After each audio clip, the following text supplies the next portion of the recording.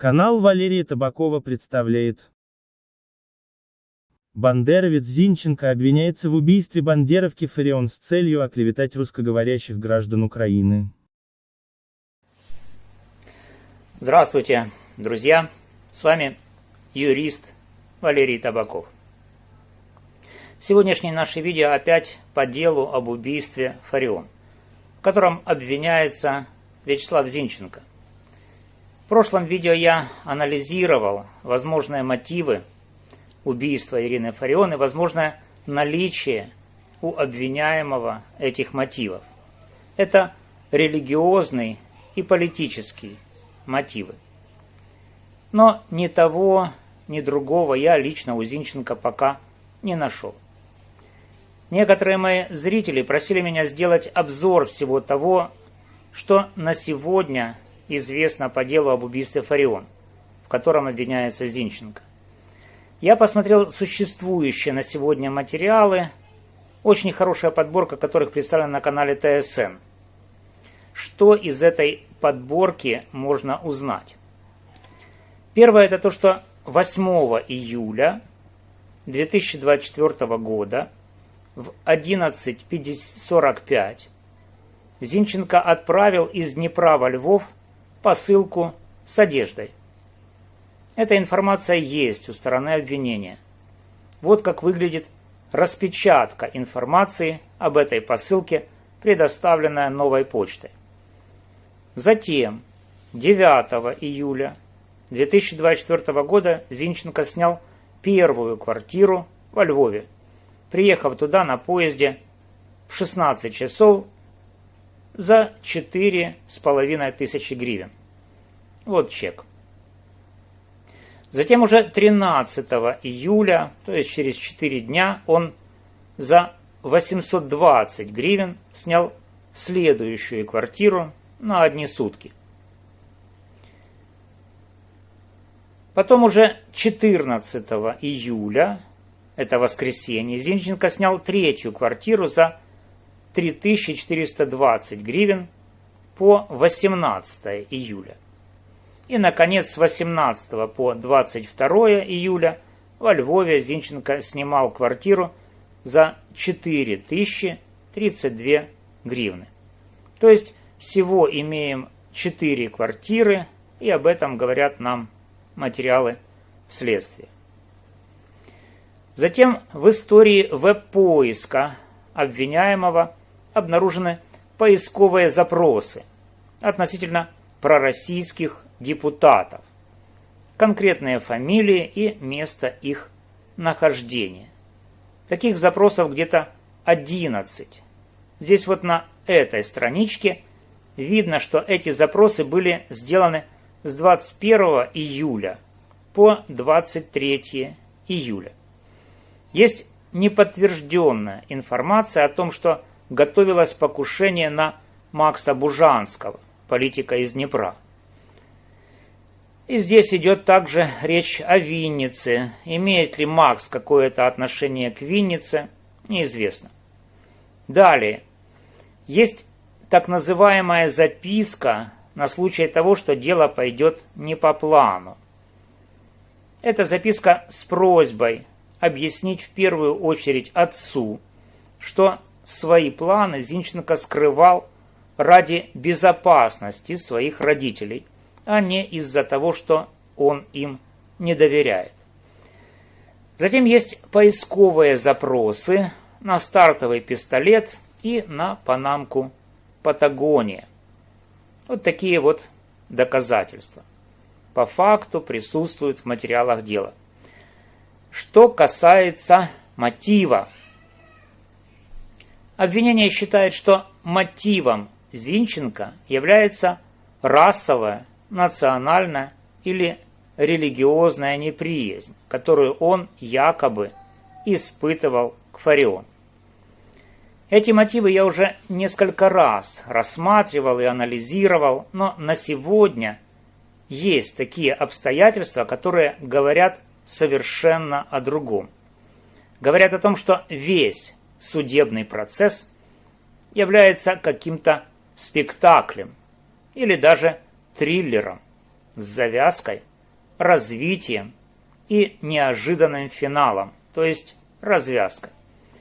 И тогда у публики возникает закономерный вопрос: кто сценарист этого шоу?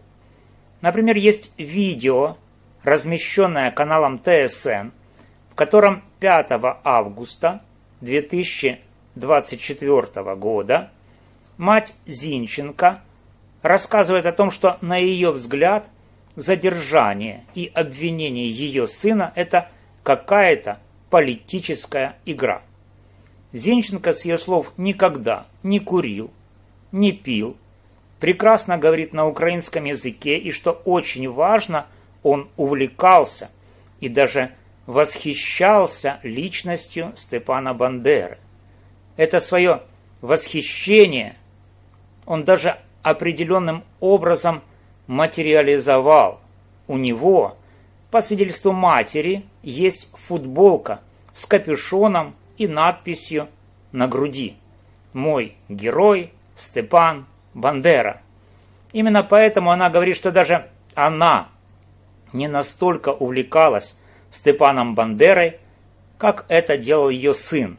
Именно ее сын с восхищением рассказывал ей о том, кто такой Степан Бандера, и именно поэтому у него, Вячеслава Зинченко, была футболка с капюшоном, худи или толстовка, как ее еще называют, с характерной надписью «Мой герой Степан Бандера». Отец подозреваемого военнослужащий вооруженных сил Украины говорит о том, что его сын Вячеслав является сторонником моноэтнической державы и прекрасно разбирается в украинском национализме. Еще в январе, когда ему еще не было 18, он заявил, что хочет служить в вооруженных силах Украины. И отец ему посоветовал закончить курсы операторов БПЛА. Эти курсы Вячеслав закончил во Львове в марте 2024 года. Вот такие вот обстоятельства. Что из этого следует? Какие выводы можно сделать из существующих обстоятельств дела? Действительно, мать обвиняемого, которая по всей вероятности будет свидетелем в суде, сообщит о том, что в действительности никакой неприязни, ни расовой, ни национальной, ни религиозной Зинченко и ее сын Кфарион не испытывал и испытывать не мог, поскольку сам он увлекался и восхищался личностью Степана Бандеры.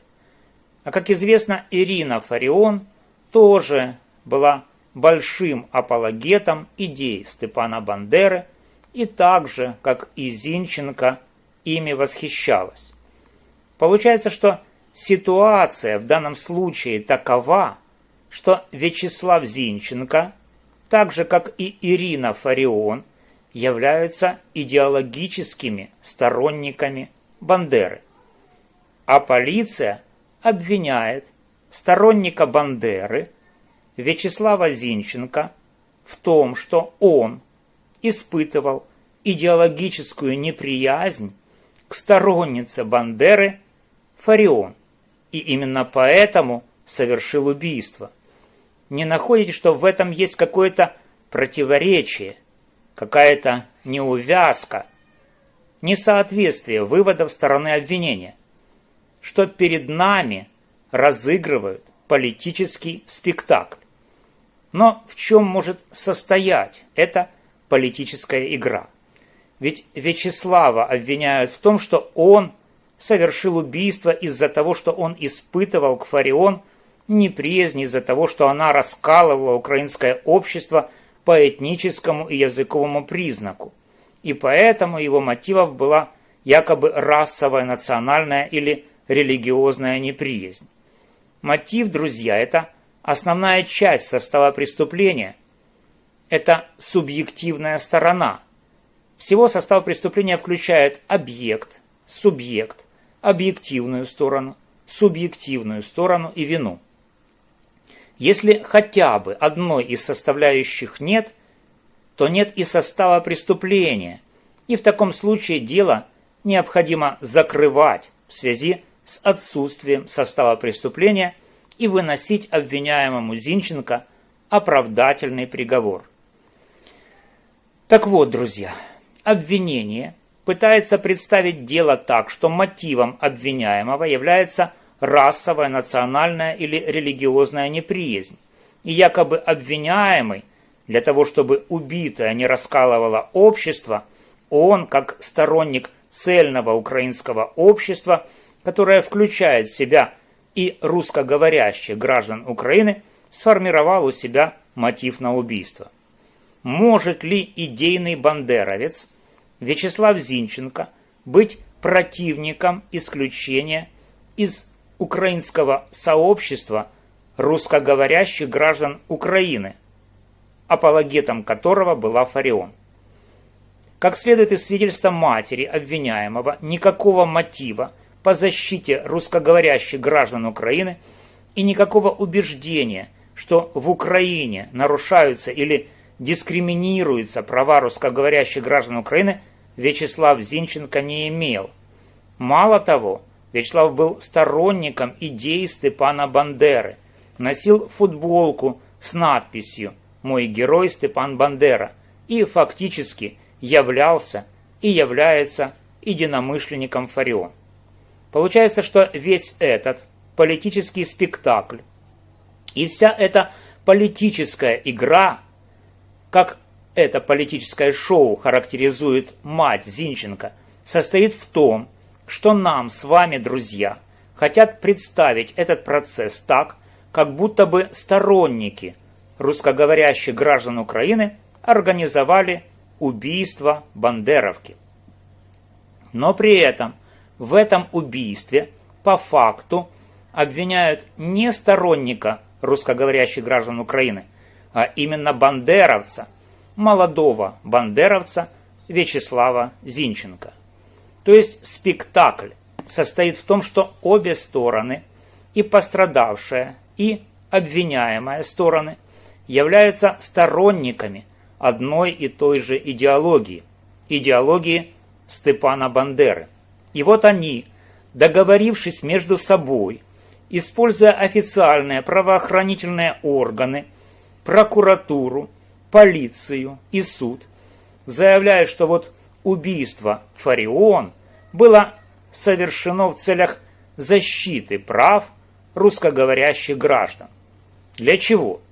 Для чего бандеровцы судят друг друга и убивают друг друга с целью обвинить в этом русскоговорящих? Цель этого политического спектакля, этой политической игры имеет аналоги в истории. Например, в фашистской Германии для того, чтобы прийти к власти, а на сегодня прихода к власти в Украине националистов пока не предвидится, с целью прихода к власти нацисты организовали поджог Рейхстага. В то время Гитлер, лидер нацистов, был премьер-министром. И для того, чтобы прийти к власти, нацисты в поджоге Рейхстага, который совершили сами нацисты, обвинили коммунистов. Потом в результате этого процесса в Германии было объявлено чрезвычайное положение, и полную власть приобрели нацисты во главе с Гитлером. Аналогичная ситуация вполне вероятно имеет место и здесь, когда обе стороны, являясь идеологическими бандеровцами, то есть противниками русскоговорящих, разыгрывают спектакль или политическую игру с целью сформировать обвинение в отношении русскоговорящих граждан Украины. Именно поэтому Вячеслав Зинченко молчит, не сопротивляется, то есть разыгрывает из себя такого, так сказать, сторонника русскоязычных, хотя по факту он является бандеровцем, и у него даже есть футболка с такой надписью «Мой герой Степан Бандера». Поэтому два доказательства бандеровской идеологической направленности личности Вячеслава очень важны для этого процесса. Какие это доказательства? Доказательства – это свидетельские показания матери Зинченко о том, что ее сын восхищался Бандерой, был сторонником бандеровской идеологии. И второе доказательство – это принадлежащая Вячеславу футболка с капюшоном и надписью «Мой герой Степан Бандера». Вот эти свидетельские показания матери и вот эта футболка, которую следует присоединить к материалам дела в качестве вещественного доказательства, могут показать, что никакого мотива расовой, национальной и религиозной неприязни у Вячеслава к Фарион не было, нет и быть не могло. Напротив, Вячеслав был единомышленником убитой Фарион и никакой неприязни ни расовой, ни национальной, ни религиозной испытывать к ней не мог. Поэтому очень важно, чтобы мать Зинченко дала свидетельские показания в суде, и чтобы адвокаты или же сам Зинченко заявили ходатайство о присоединении в качестве вещественного доказательства к материалам дела футболку, принадлежащую Вячеславу, с надписью «Мой герой Степан Бандера». И вот тогда станет очевидным то, что вот тот спектакль, вот та политическая игра, которая затевается вокруг убийства Ирины Фарион, якобы сторонниками русскоязычных, будет вскрыта и дезавуирована. Будет вскрыт тайный конспирологический замысел, состоящий в том, чтобы оправдать дискриминационную политику в отношении русскоговорящих граждан Украины, которая на сегодня, к сожалению, имеет место в Украине. Вот такой вот, друзья, анализ процесса с двумя рекомендациями для сторонников Зинченко вы сейчас услышали. Во-первых, обязательно, чтобы мать Зинченко выступила в качестве свидетеля на суде, где рассказала бы о том, что ее сын Вячеслав Зинченко является сторонником идеологии Степана Бандеры. И второе, заявить ходатайство о присоединении в качестве вещественного доказательства вот той футболки, принадлежащей Вячеславу, с надписью «Мой герой Степан Бандера». Футболку нужно обязательно присоединить. В таких обстоятельствах суд не сможет сделать вывод о наличии мотива расовой, национальной или религиозной неприязни Вячеслава к убитой. Ну а пока получается политическая игра, направленная на то, что по факту бандеровец убивает бандеровку. И дело представляется так, что как будто бы бандеровку убил сторонник русскоязычных. Ну вот такая вот, друзья, ситуация. Такие обстоятельства. Будем наблюдать за процессом, анализировать, делать выводы. Спасибо, друзья, за внимание. С вами был юрист Валерий Табаков. Подписывайтесь на канал, лайкайте, комментируйте, делитесь этим видео. До новых встреч!